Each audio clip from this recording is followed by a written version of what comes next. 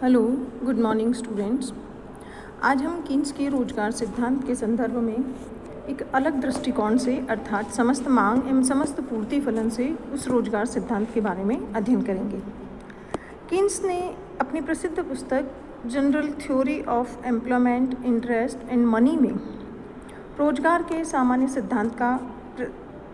सिद्धांत प्रस्तुत किया। कीन्स का जो रोजगार सिद्धांत है वो मंदी अर्थात अवसाद की स्थिति में रोजगार से संबंधित है।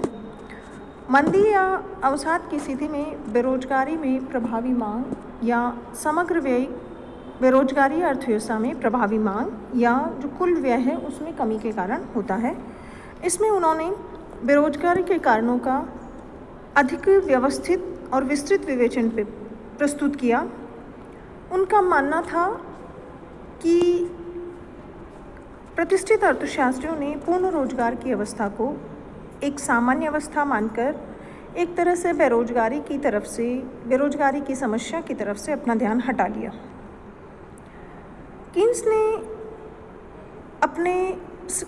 कीन्स का जो सिद्धांत है उसका डिलार्डो का कहना है कि कीन्स के अर्थशास्त्र का जो प्रारंभिक बिंदु है वो समग्र मांग विश्लेषण है, अर्थात प्रभावपूर्ण मांग कीन्स के रोजगार सिद्धांत का आधारभूत केंद्र है। उनके अनुसार राष्ट्रीय आय, उत्पादन तथा रोजगार का स्तर प्रभावपूर्ण मांग पर निर्भर करता है। अगर प्रभावपूर्ण मांग में कमी होती है तो मांग में कमी होने से उत्पादन कम हो जाता है, उत्पादन हतोत्साहित होने से आय में गिरावट होती है और रोजगार भी कम हो जाता है। इसके विपरीत यदि प्रभावपूर्ण मांग में वृद्धि हो जाए तो वस्तुओं एवं सेवाओं की मांग बढ़ने से उत्पादन और आय दोनों बढ़ते हैं, जिससे रोजगार में वृद्धि होती है। इस प्रकार प्रभावपूर्ण मांग कीन्स के सिद्धांत का आधार है, उसका मर्म है। प्रभावपूर्ण मांग में कमी बेरोजगारी फैलाती है, जबकि प्रभावपूर्ण मांग में वृद्धि बेरोजगारी को दूर करने का प्रभावी तरीका है। इसलिए बेरोजगारी को दूर करने के लिए प्रभावपूर्ण मांग में वृद्धि की जानी चाहिए। उन्होंने इसके दो भाग किए, एक तो उपभोग मांग जिससे उपभोग वस्तुओं की मांग है और दूसरी है विनियोग मांग जो पूंजीगत वस्तुओं की मांग से संबंधित है। अब कीन्स ने प्रभावपूर्ण मांग की अवधारणा को लिखते हुए बताया था कि ये प्रभावपूर्ण मांग जो है वो दो महत्वपूर्ण तत्वों पर निर्भर करती है, अर्थात एक है समग्र पूर्ति फलन और दूसरा है समस्त मांग फलन। उनका ये मानना था कि समस्त पूर्ति फलन और समस्त मांग फलन जब एक दूसरे को जिस बिंदु पर काटते हैं उस बिंदु पर समस्त मांग का मूल्य प्रभावपूर्ण मांग कहलाएगा।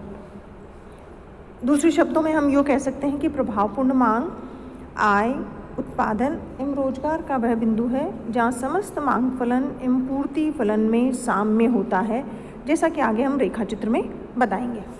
अब हम बताते हैं कि समग्र पूर्ति फलन क्या होता है।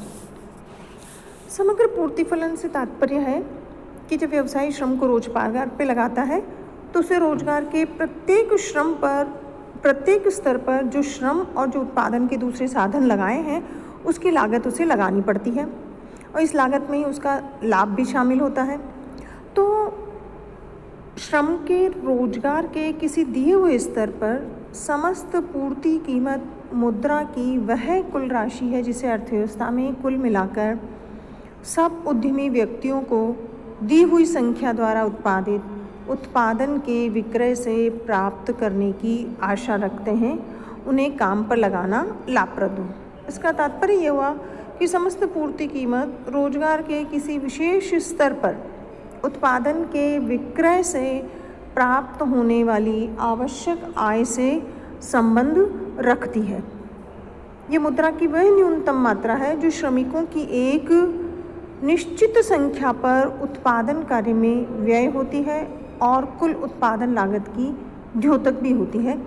तो जो रोजगार का स्तर बढ़ाया जाता है समस्त पूर्ति कीमत भी बढ़ती जाती है, किंतु हम इसमें यह भी आगे स्पष्ट करेंगे कि पूर्ण रोजगार का स्तर पहुंच जाने पर समस्त पूर्ति कीमतें तो बढ़ती जाती है, लेकिन रोजगार में कोई वृद्धि नहीं होती। अब हम देखते हैं समस्त मांग फलन। कीन्स के अनुसार समस्त मांग फलन रोजगार के किसी दिए हुए स्तर पर मुद्रा या आय की वह कुल राशि समस्त मांग कीमत होती है जो श्रम के उस मात्रा में लगाए जाने पर उत्पादित उत्पादन के विक्रय से प्राप्त हो सकती है। अर्थात ये रोजगार के विशिष्ट स्तर पर उत्पादित उत्पादन के विक्रय द्वारा प्रत्याशित आय से संबंध रखती है। कीन्स के अनुसार समस्त मांग फलन उन विभिन्न मौद्रिक राशियों की अनुसूची है जो उद्यमकर्ता रोजगार के विभिन्न स्तरों पर उत्पादित उत्पादन के विक्रय से प्राप्ति की आशा रखते हैं।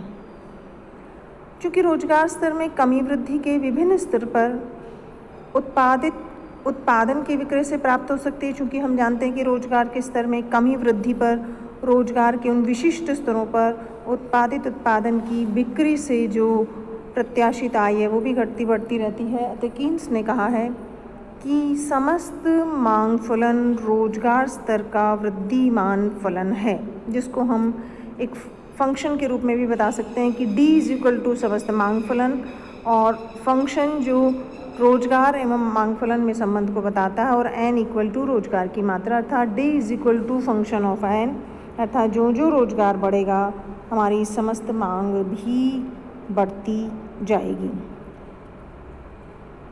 अब हम इसको एक टेबल के माध्यम से भी दिखा सकते हैं, जैसा कि आप टेबल में देख रहे हैं कि यदि रोजगार का स्तर 35 है तो हमारी समस्त मांग और समस्त पूर्ति 270 पर बराबर हो जाती है, अर्थात ये हमारा संतुलन स्थापित हो जाता है। लेकिन यह आवश्यक नहीं है कि ये जो संतुलन बिंदु हमने प्राप्त किया है ये पूर्ण रोजगार का संतुलन बिंदु हो। अब यदि हम यहाँ पर हम ये देखते हैं कि यदि रोजगार की मात्रा बढ़ाई जाए, जैसा कि 40 है, 35 से 40 कर दी जाए, तो हमारी पूर्ति कीमत तो 285 है, लेकिन हमारी मांग 280, अर्थात अभी मांग कम है और पूर्ति ज़्यादा है। इसका तात्पर्य है कि अभी भी हम और समस्त मांग को बढ़ाकर हम अपने रोजगार में वृद्धि कर सकते हैं, पूर्ति के बराबर उससे कर सकते हैं। जहाँ पर मांग और पूर्ति दोनों बराबर होगी तभी जब हम 40 यदि रोजगार करते हैं और यदि हम नई स्थिति में देखते हैं, पुरानी की बजाय हम नई स्थिति में देखते हैं, तो हमारी मांग तो ज़्यादा है लेकिन पूर्ति कम है। ऐसी स्थिति में हम अब रोजगार के पूर्ति को और भी बढ़ा सकते हैं, क्योंकि पूर्ति में अभी बढ़ने की संभावना है। तो जहाँ पर 40 हमारा रोजगार है, पूर्ति कीमत 300 है और मांग भी हमारी 300 हो जाती है, अर्थात यहाँ पर मांग और पूर्ति दोनों बराबर हैं, जहाँ रोजगार का स्तर 40 निर्धारित हो जाता है। जैसे कि हम रेखा चित्र में देख सकते हैं कि जैसा मैंने पहले बताया कि जो रोजगार का स्तर है वो ON, जहाँ पर मांग और पूर्ति, समग्र मांग एवं समग्र पूर्ति कर्व E बिंदु पर एक दूसरे को काटते हैं। लेकिन यदि हम ON से ONF की ओर अगर हम जाते हैं तो यहाँ पर हमारी पूर्ति तो ज़्यादा है, यहाँ हमारी पूर्ति तो ज़्यादा है लेकिन हमारी मांग कम है। ऐसी स्थिति में हम अपनी प्रभावी मांग को बढ़ाकर जो NF जो हमारा गैप है, जो अंतराल है, उसको हम प्रभावी मांग में वृद्धि करके हम रोजगार में वृद्धि कर सकते हैं। अर्थात अब आप दूसरे समीकरण में हम जैसा देख रहे हैं कि E से जो हमारा प्रारंभिक संतुलन है वो तो ON है, जहाँ पर E बिंदु पर मांग एवं पूर्ति, समग्र मांग एवं समग्र पूर्ति दोनों बराबर हैं। लेकिन अभी भी अर्थव्यवस्था में NF के बराबर बेरोजगारी है, तो हम समस्त पूर्ति फलन के स्थिर रहते हुए भी अपनी मांग फलन में वृद्धि के प्रयास करके यदि हमारा मांग फलन AD1 हो जाता है तो एक नया संतुलन बिंदु E' प्राप्त होता है, जहाँ पर ONF हमारे रोजगार की मात्रा निर्धारित होती है।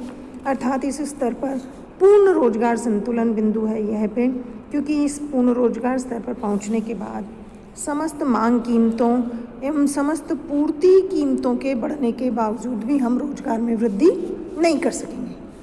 लेकिन जैसा कि हमने पहले देखा कि हमारा समस्त मांग फलन एवं समस्त पूर्ति फलन के द्वारा जो साम्य निर्धारित हुआ, इस यहाँ पर प्रभावपूर्ण मांग में संतुलन में सदैव पूर्ण रोजगार प्राप्त होना आवश्यक नहीं है।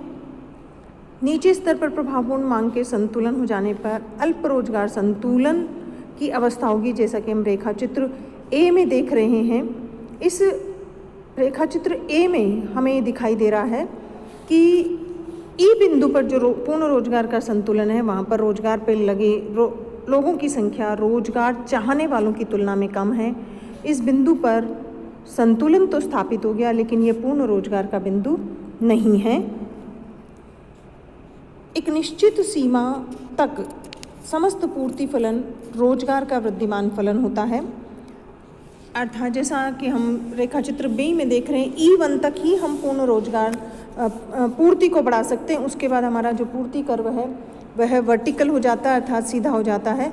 तो रोजगार की मात्रा में वृद्धि, चाहे हमारी मांग बढ़ जाए लेकिन हम रोजगार में वृद्धि नहीं कर सकते। इसलिए यदि मान लीजिए हमारा मांग वक्र और AD1 से ऊपर की ओर यदि शिफ्ट हो जाता है तो रोजगार में वृद्धि नहीं होने तथा पूर्ति के स्थिर रहने के कारण अर्थव्यवस्था में कीमतों में वृद्धि हो सकती है।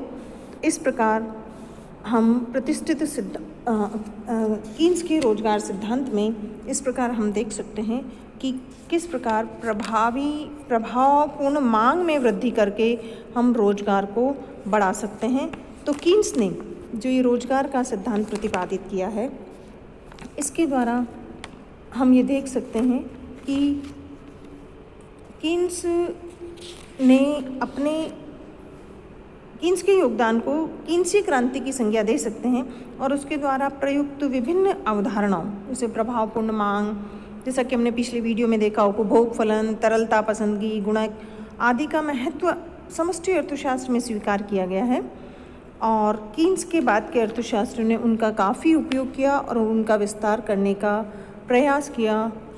इस प्रकार हम ये रोजगार सिद्धांत का विश्लेषण कर सकते हैं। धन्यवाद।